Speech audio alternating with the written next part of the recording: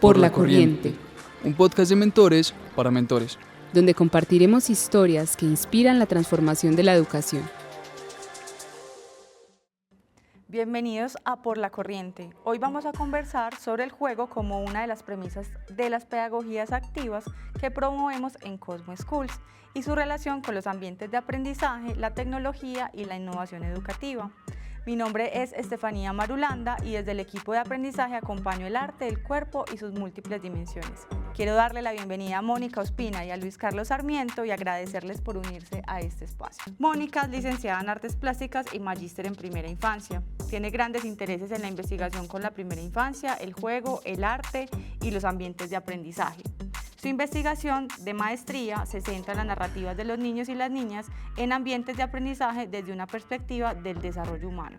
Actualmente es líder del ecosistema de innovación educativa en primera infancia de United Way Colombia. Luis es licenciado en Educación Básica con énfasis en Educación Física, Recreación y Deporte, especialista en Gerencia Deportiva y magíster en Desarrollo Infantil. Además, es docente de cátedra, coordinador pedagógico en educación inicial e investigador unilasallista. El año pasado publicó un libro llamado ¿A qué juegan los niños en la ciudad de Medellín? Experiencias lúdicas en centros y jardines infantiles. Después de esta presentación, me gustaría empezar esta conversación con Luis. En tu libro abordas conceptos como la imaginación, la representación y la imitación y cómo se relaciona esto con el juego. Pues bueno, un saludo para todos, agradecerles por la invitación y contarles que dentro de estas posibilidades de jugar, que están relacionadas con el jugar, el imitar y poder personificar, pues los niños allí se viven y se viven en la manera de poder construirse en la forma en la que sus capacidades se lo han permitido. En este escenario, pues como es un diálogo de situaciones que los van a atravesar siempre. La posibilidad de tener presente la realidad misma, de poder imaginarla, pero también de crear simbolismos que se van elaborando en la medida en la que ellos van creciendo. Entonces esta posibilidad está como en esa realidad de tratar de imitar sus propias conductas que están relacionadas con el yo. O sea, yo duermo, ¿cierto? Y en esa medida en la que estoy entendiendo qué pasa con el dormir, también puedo imitarlo en qué función de que voy a hacer que duerma acá un ratico, ¿cierto? Después de esas elaboraciones que empiezan allí, que quizás no hay tanta voz, pero que son un símil de mis propias situaciones y vivencias, pasamos a hacer estas proyecciones y representarlas directamente con objetos, ¿cierto? Puede haber un muñeco al cual le va a poner una manta para que él pueda estar durmiendo como tal, ¿cierto?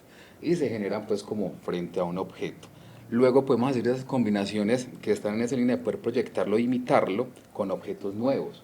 ¿Qué podría ser aquello que nos invita a dormir? ¿Y con qué otro elemento que esté allí? Puede ser que el objeto con una guitarra que está viéndose acá directamente, alguien la cubra, pero ¿qué pasó? Puede que represente directamente la acción misma de seguir durmiendo. Y por último, vamos a hacer esas combinaciones simbólicas que nos permitan a nosotros entender qué pasa cuando podemos jugar, ¿cierto? Cuando estamos directamente con esas representaciones de roles, con esas acciones directamente relacionadas con los oficios, con el mundo y la vida misma. Entonces desde allí surgen unas combinaciones, unos retos hermosos y divinos que los chicos van a poder proyectarlas y experimentarlas. Básicamente eso es una secuencia de acciones en la construcción del mismo simbolismo de los niños, que es lo que le permite entender cómo es la vida misma desde esos ejemplos que el cotidiano le trae para poder representarlos y vivirlos cuando se juega. Muchas gracias, Luis. Y Mónica, desde tu experiencia como educadora, ¿cómo contribuye este tipo de juego en la educación integral? Bueno, pues con todo lo que Luis nos nombraba, ¿cierto? En ese ejemplo tan bello del dormir y representar la acción de dormir, podemos ver que los niños y las niñas allí pueden explorar y representar, ¿cierto?, sus imaginarios y lo que ellos conocen de otros, incluso lo que ellos mismos han vivido. Entonces, esto apunta demasiado al desarrollo integral de los niños y las niñas y de las personas en general, porque los grandes también jugamos, porque no es solamente apuntar a lo motriz y al desarrollo intelectual, cognitivo, no, sino que también está lo emocional, está lo social, está lo espiritual, que de alguna manera aborda todo ese ser humano integral e integrador que es tan importante en la educación. Entonces el juego simbólico más que una herramienta es una forma de vivir del niño y la niña. Y eso es muy bello, porque eso también a los adultos a veces nos limita de pronto en esa mirada instrumentalizadora del juego. Entonces no es lo que yo quiero, es lo que el niño o la niña quiere y sabe del mundo y quiere representar en él. Nos vamos como a eso del jugar como sí, ¿cierto? Pero yo creo que en la cotidianidad a veces se queda en esa ruta de hacer la representación frente a lo que pasa con un nicho de roles, pero qué ocurre en la medida en la que los niños van creciendo, ¿cierto? Y cómo se va construyendo las dinámicas simbólicas para ellos. Entonces acá es un asunto que parte por esos gestos, por esas actitudes y por esos lenguajes que se dejan ver en las expresividades corporales de cada uno de ellos, en las formas en las que logran manifestarse en ese mismo espacio, con esos objetos y todas las relaciones que están allí y con esos otros que también permiten crear nuevas formas de reinterpretar, de vivir y de ser en este mundo.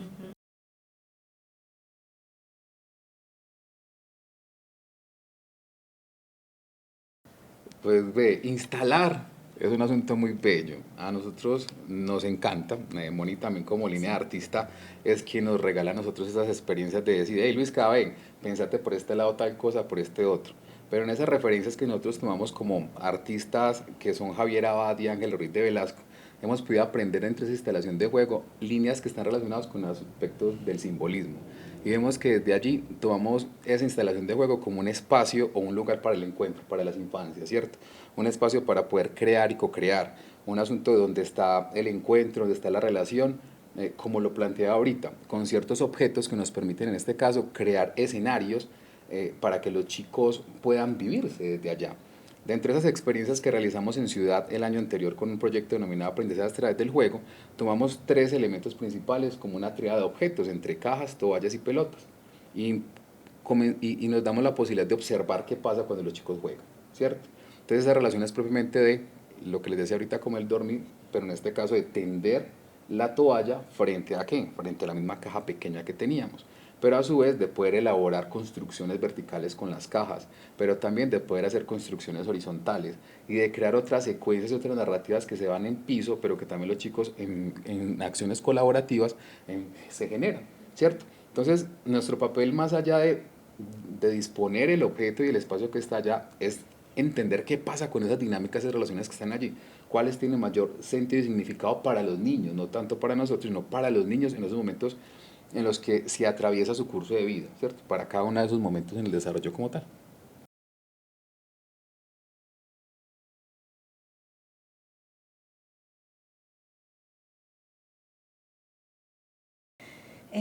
Bueno, ahí retomando también estas experiencias que Luis mencionaba, él decía que tiene referentes artísticos, ¿cierto? Y eso es fundamental porque la estética y el arte juegan un papel primordial en el desarrollo del ser humano, ¿cierto? Desde el inicio de la vida están presentes. Y ahí también quisiera empezar con una invitación, es ampliar esa visión que se tiene de estética, que trascendamos de esto de lo bello y lo feo, ¿cierto? Porque a veces nos quedamos allí y eso limita también nuestra visión. Lo estético, si lo miramos desde un autor como Gadamer, que es un esteta, él también hacía referencia a que la estética hace alusión a la experiencia, es el lugar de la experiencia. Y ahí con este ejemplo que Luis nos daba sobre esa experiencia que se vivió con los niños y las niñas y las docentes en algunos jardines y centros infantiles Buen Comienzo, estaba ahí. Estaba el juego simbólico, estaban los artistas referentes, estaba la estética como experiencia que atravesaba cada uno de esos niños, niñas y adultas que se atrevieron a jugar durante un año. O sea, fue un año donde todos estuvieron ahí inmersos.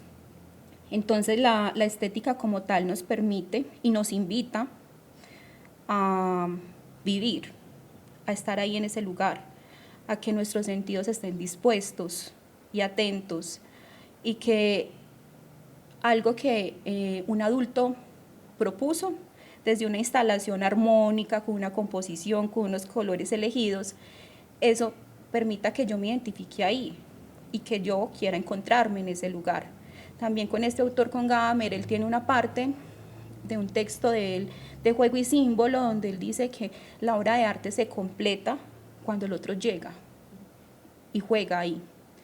Entonces, también en algún momento cuando trabajé en Buen Comienzo como artista mediadora me encontraba con mis compañeros artistas y a veces había frustración porque ellos decían, es que hago una instalación y me la desbaratan en un momentico. Yo les decía, ¿y eso es bueno o es malo? ¿Cierto?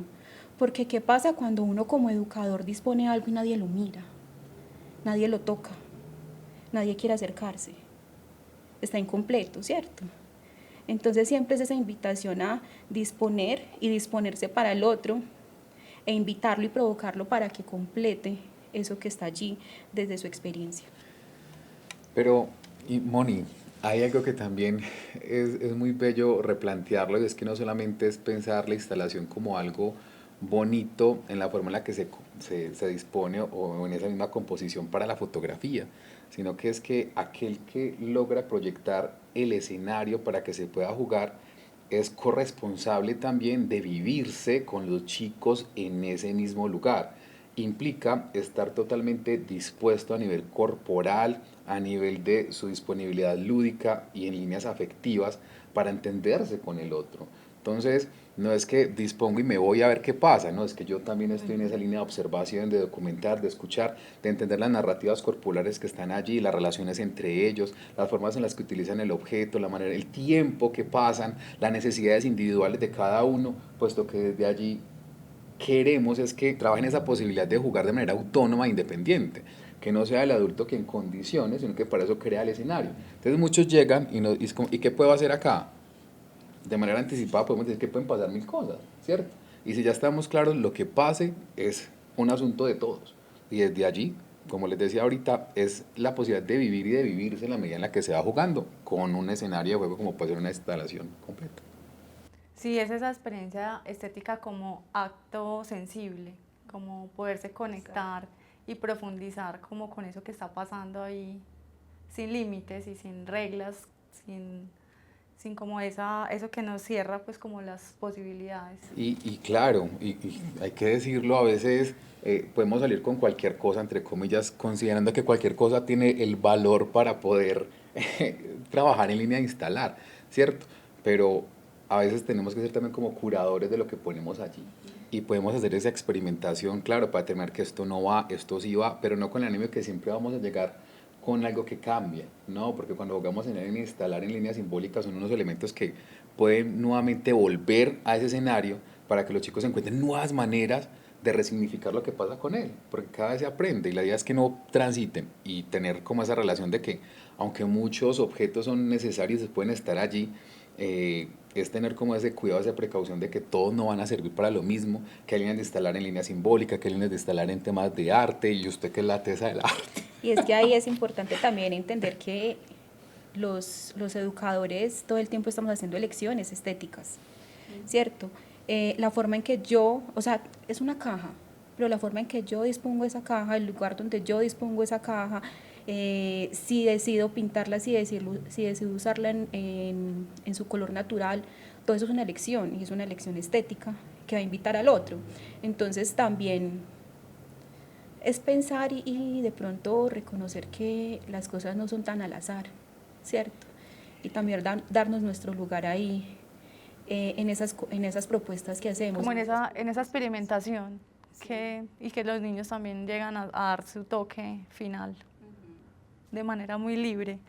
Bueno, Luis, mencionas también en tus textos la importancia de la construcción corporal basada en la observación.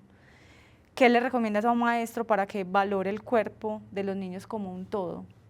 Yo creo que es poder entender desde dónde ese otro se ha podido construir, qué ha pasado con él frente a esos estímulos, frente a esos asuntos que van también relacionados con el cuidado, frente a todo lo que está detrás de ese rostro de esa infancia, lo que implica directamente ver no la acción inmediata, sino todo lo que va desde detrás.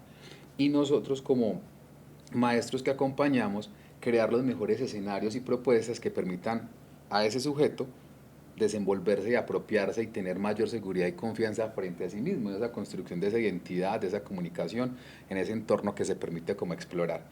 Bueno, en esta conversación sobre el cuerpo, o sea, el cuerpo del adulto y el cuerpo del niño y la niña, o bueno, el cuerpo de las personas, llamémoslo así, También es muy importante esto que mencionaba Luis, él hace referencia a esa disponibilidad y disposición corporal que debe tener el adulto para acoger al niño y la niña, ¿cierto? Desde el inicio de la vida. Y también los adultos a veces lo necesitamos, frecuentemente necesitamos que otro nos acoja, que otro nos mire, que otro nos reconozca, nos apruebe o también que nos acompañe. Allí hay una historia muy bonita que de pronto las personas que me conocen la han escuchado, y es de una maestra de niños de 2 años. En un jardín infantil, ella le hablaba a los niños y decía: mira, es que tú eres una persona que es capaz de hacer esto. Mira, es que tú eres una persona que debería estar haciendo esto. Y todo el tiempo le hablaba así, y a mí me encantaba observarla. Al principio me parecía muy extraño, y con el tiempo le di tanto valor a esa práctica de ella, porque ahí vi una relación horizontal. Es de las veces que la he visto y la he vivido, una relación horizontal de una maestra de 30 años con bebés de 2 años, donde se reconocían como personas. Y no era como, ay, el niño chiquito de 2 años que no puede hacer esto, o que no, es que está muy chiquito. O sea, eso no pasaba en ese salón de clases. Era una relación profundamente bella. Y con esto también quiero apuntar a que en esa observación que hace el adulto y ese acompañamiento que hace el adulto al desarrollo de los niños y las niñas, a su cuerpo, es muy importante la forma en que lo vemos. Esa visión que tenemos de ese niño, de esa niña, de ese adolescente, de ese adulto, cómo yo reconozco al otro. La forma en que yo lo reconozco y cómo lo miro influye totalmente en cómo yo lo observo, en cómo lo acompaño, en cómo puedo ser limitante o ser un posibilitador de experiencias y de su desarrollo. Me lo robó. Mentiras, esa es una complementariedad hermosa que tenemos nosotros dos acá en estas experiencias que hacemos como conjuntas, y tiene toda la razón. No sabemos que como adultos no logramos vernos nosotros en la medida en la que acompañamos a los chicos, pero a veces las formas en las que también los miramos a ellos, ¿cierto? Habla tanto ese rostro que el otro se condiciona para poder hacer sus propuestas, para poder manifestarse, ¿cierto? Como que, ¿qué pasó acá? Y uno a veces transmite su propia inseguridad en el otro cuando está en función de que se subió por la escalera, que se va a lanzar, hacer un salto en profundidad, que empezó a correr bastante, que se está deslizando. Entonces transmitimos también como esos miedos, inseguridades que el otro no requiere. La seguridad debe estar directamente desde acá, en esa posibilidad de acompañar al otro y de estar allí para entender qué pasa con esas infancias directamente cuando se juega, sabiendo que el movimiento es un lenguaje hermoso que permite también pensar, y que ese cuerpo es territorio portador de grandes significados. Y ahí también cómo podemos acompañar a los estudiantes para que lleguen como a esa sensación de decir, este cuerpo es mío, este cuerpo me pertenece y puedo hacer un montón de cosas. Bueno, Mónica, hablemos un poquito sobre el juego y la tecnología y cómo se integran estas metodologías STEAM en las experiencias pedagógicas. Bueno, aquí hay 3 cosas muy importantes: juego, tecnología, STEAM. Entonces, con el juego está en todo. O sea, eso lo hemos conversado en este espacio, y el juego está en todo. El juego es inherente a los procesos educativos. Incluso hace días que conversábamos, porque somos amigos de conversar sobre muchas cosas, mencionábamos que para jugar no hay que hacer movimientos. O sea, que podemos jugar en la imaginación. Y de esa manera, la tecnología, o sea, el juego, si lo reconocemos como un todo y como algo que está en todo, no hay necesidad de decir que con el juego vamos a innovar, con el juego sino que la innovación está también en ese educador que propone y que tiene un despliegue de oportunidades. O sea, si tiene el juego y la tecnología, puede hacer 1000 cosas, pero está también ahí puesto ese deseo de esa persona de hacer algo diferente. Y lo hemos trabajado también en el acompañamiento que hacemos desde mi trabajo, pues, como ecosistema de innovación en la ciudad, acompañando a agentes educativas, donde antes de hablar de STEAM, antes de hablar de innovación, hacemos todo un trabajo previo de qué es la imaginación, el derecho a imaginar, el derecho a crear, también empezamos a identificar qué es la innovación para ellas, cómo innovar en sus aulas, cómo también empezar a trascender esas miradas limitantes de que es que yo no puedo innovar porque no tengo la última tecnología, es que yo no puedo innovar porque mi aula de clases mide 3x3, es que yo no puedo innovar porque trabajo en una loma. O sea, nos hemos encontrado con muchísimas cosas que decimos, venga, pero la innovación sí puede estar, si tú quieres. Y partimos de ahí. Entonces, con el juego y la tecnología, por ejemplo, hemos hecho experiencias con las docentes y ellas han logrado diseñar experiencias donde ellas, no sé, normalmente hacían una lectura de un cuento y jugaban algo con títeres, pero también al incorporarle dispositivos tecnológicos, ellas ya empiezan a hacer una lectura y van haciendo una narrativa y unos dibujos también con lápices 3D, pero además de eso pueden ir también haciendo una carrera con V-Bots, que son robots, o sea, pueden ir incorporando todo eso a las experiencias que ellas hacían. O sea, la tecnología lo que hace es llegar y hacer algo más. Es una adición a esas experiencias que ellas ya están haciendo, pero que parten de ese deseo. Y bueno, y con el enfoque STEAM y las metodologías STEAM, también es algo que, por ejemplo, en educación inicial hay una mirada muy integradora y los niños y las niñas no viven los procesos por áreas o por materias específicas, son muy integradoras. Entonces allí se puede incorporar el enfoque STEAM, donde lo más importante que hemos identificado es que la ciencia, la tecnología, el arte, las matemáticas y la ingeniería sean reconocidas como algo cotidiano. O sea, partiendo de ahí, de que la ciencia no es solamente estar en un laboratorio con un delantal y con el pelo parado, ¿cierto? Sino que eso también puede estar en el día a día cuando observamos cómo se mueven las nubes, cuando tomamos el tiempo de cómo va creciendo una planta que cada niño sembró, ¿cierto? Que la ciencia puede estar ahí, que la ingeniería está cuando estamos resolviendo problemas, ¿cierto?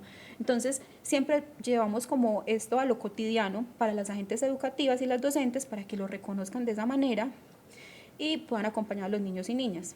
Y ahí, pues, con STEAM, ahí sí entra el arte, la tecnología, entra también el juego como algo activo e innovador. Entonces, STEAM es una buena forma de integrar todo esto que estábamos mencionando. Muchas gracias, Mónica. Listo, para finalizar, ¿cuáles creen que son los principales desafíos para integrar el juego en la educación y cuáles son las oportunidades más emocionantes en este momento, pues, de la experiencia que ustedes tienen? Yo creo que el tema del jugar también implica que ese adulto que está detrás tenga una mirada muy sensible frente a quien lo acompaña y quienes juegan, porque a veces es como ese poco valor que le restan los que están afuera frente a, allá solamente juegan y pasan bueno o mire lo que ocurre. No, es dar el valor que tenemos un derecho al ocio, a la recreación, también a esas dinámicas de tiempo libre que se desvaloran y que dicen, usted por qué está descansando si hay que trabajar, ¿cierto? De un domingo, todo lo que hay que hacer. No, venga, tenemos espacios para que esas cosas puedan pasar para usted. Entonces, ¿cómo hacemos para restarle un poco a esas miradas que son como tan enjuiciadoras de los adultos frente a las maneras de manifestarse y de ser de los chicos, más bien comprendiendo que hay unas necesidades que están allí que les habitan y unas maneras muy diferenciales de poderse relacionar con ellos para preguntarles por qué lo hacen, cómo lo hacen, qué ocurrió, hasta para resolver los mismos problemas. Yo con un ejemplo quiero hablar de los retos y las oportunidades. Entonces, ese ejemplo es de la investigación que hice para la maestría en un jardín infantil de la ciudad. Entonces allí yo estuve 3 meses yendo casi todos los días a jugar con los niños, a crear con ellos, a escucharlos, a verlos y a construir con ellos, porque ahí también, cuando hablamos de investigación, yo prefiero decir que no voy a recoger, sino que voy a construir. Estábamos allá y estábamos en una experiencia en la sala de desarrollo y yo estaba jugando con un niño.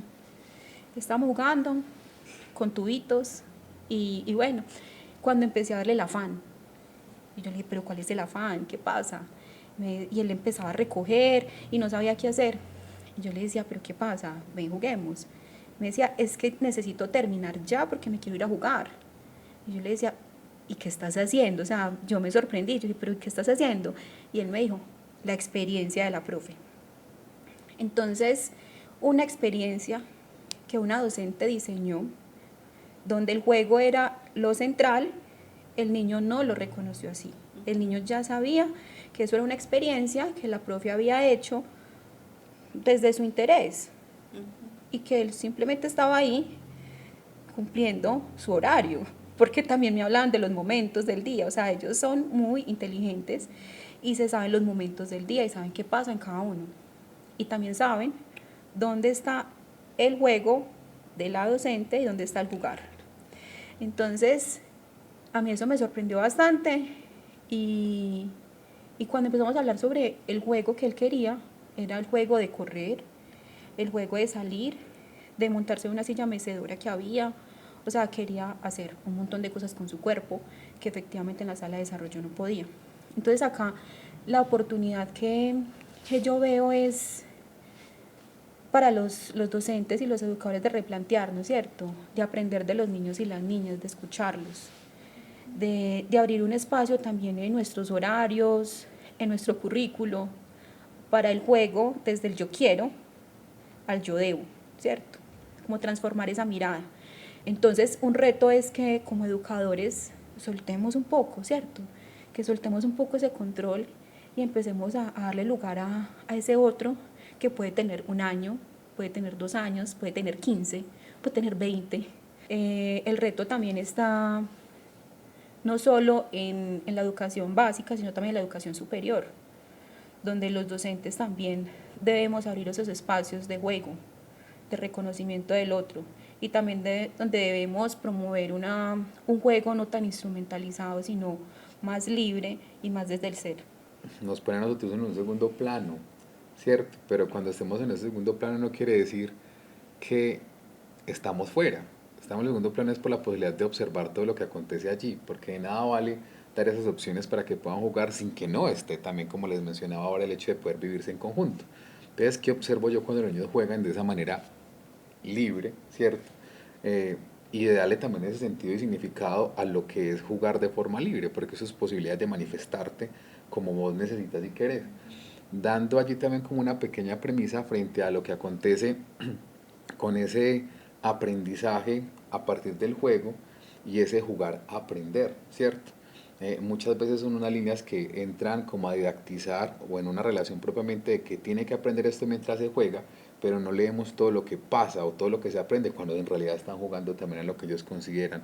No digo que uno tenga mayor valor que el otro, no, digo que a los dos hay que darle también ese sentido, ese significado de lo que acontece cada vez que considero que puede estar a merced y necesidad de un campo educativo, pero también a merced y necesidad de ese otro, que en efecto se vive en la medida en la que se juega.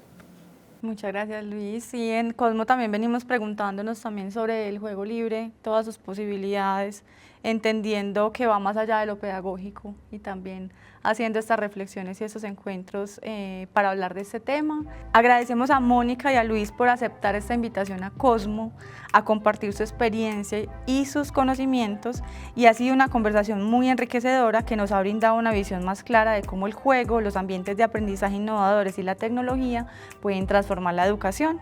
Gracias a todos nuestros oyentes por acompañarnos en este episodio. Les invitamos a seguir explorando estos temas y estar atentos a nuestro próximo episodio de Por la Corriente. Chao.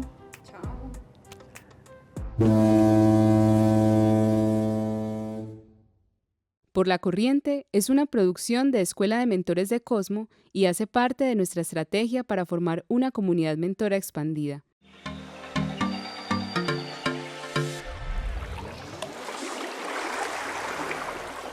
Por la Corriente, Un podcast de mentores para mentores.